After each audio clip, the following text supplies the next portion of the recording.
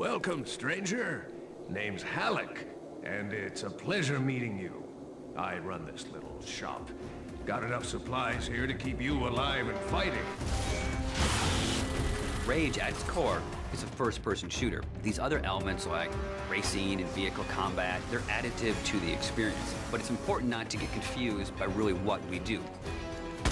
We're id, we make first-person games. You know, when you pick up the shotgun and you shoot a bad guy, you know what to expect.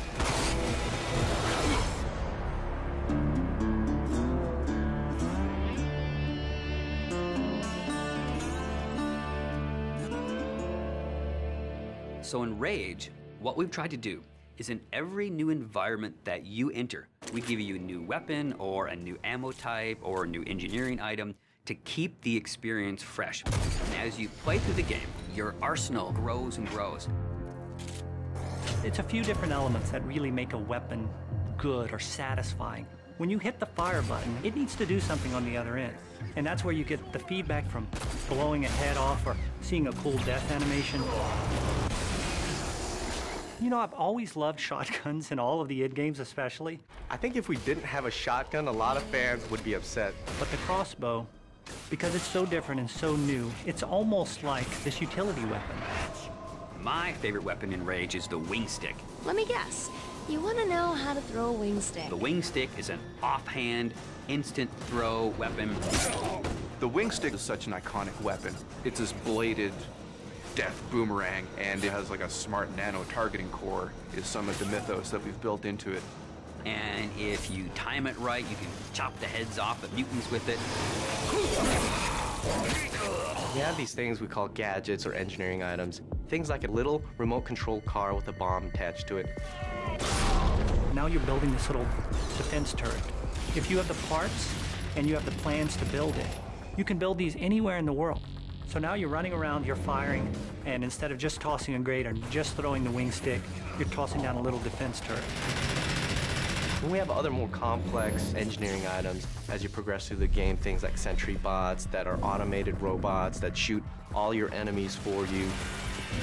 If you utilize some of the other gadgetry items, you can make it a thinking man's game. But it doesn't stray too far from our core mechanics. It's one button. It all follows the same principle. I pay nicely for quality goods. There is an economy, and when people first think about the economy, they think RPG.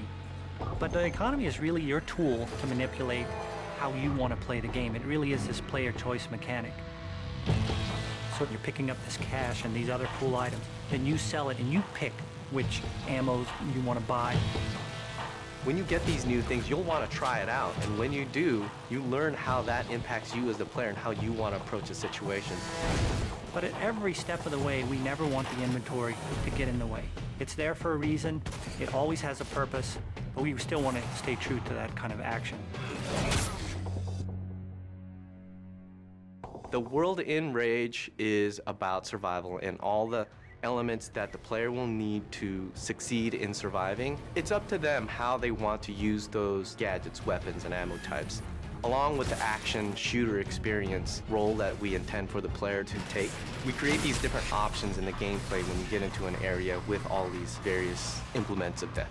Or, you know, you may not want to have any strategy. You just may want to kick in the door, pull out your big shotgun, and start blasting away at the bad guys. We really give players the opportunity to engage the enemy AI in the way that's best for them. And we feel that that adds a lot of life and replayability to the game.